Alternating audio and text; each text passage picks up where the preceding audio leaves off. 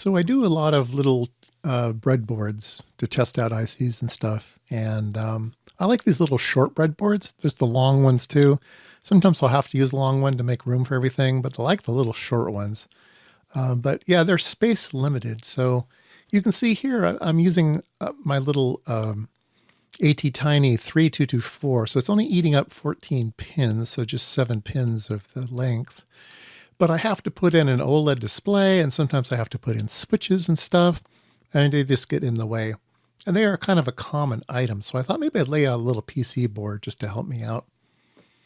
So here we are in KiCad, and this is what I'm coming up with. Let me show you a 3D view so you kind of get an idea of what it is. So it's going to be the ATTiny, and then on top of that is going to be the OLED display. So it's not eating up any PC board real estate. And then there'll be 3 switches down here at the bottom.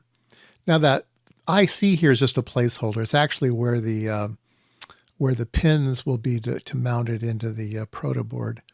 But what it will do is this will all hang off the sides.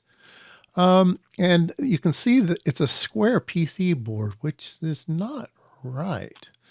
It should look like this. So there's some discontinuity happening. If you ever run into this problem, there's some discontinuity happening in these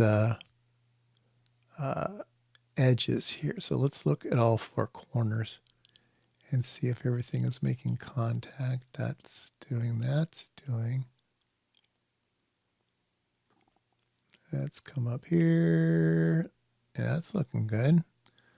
That's looking actually pretty good. So I don't understand why it doesn't think. See here, view, 3D viewer. Huh. I don't understand. It should pick up this funny shape here. Let's go ahead and refresh everything. We'll do a refresh, and then I'll do a 3D viewer. No, that didn't help. There must be a discontinuity at one of these. So I'm going to click on each one, and those look like they contact. Those look like they contact. Sometimes you'll see that there's maybe an extra one. I don't see anything wrong. I don't see anything wrong in them.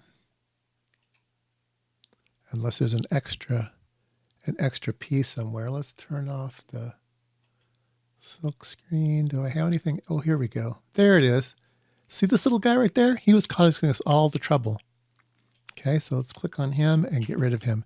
So he was causing all of the trouble. And now when I go back and I do the view 3D viewer, yep, it's still screwed up, but it's going to be something like that. I thought I had it. Huh. What is going on? You need to have one single loop. And everything looks fine now. Let's do a refresh again. A refresh. Yeah, I don't understand.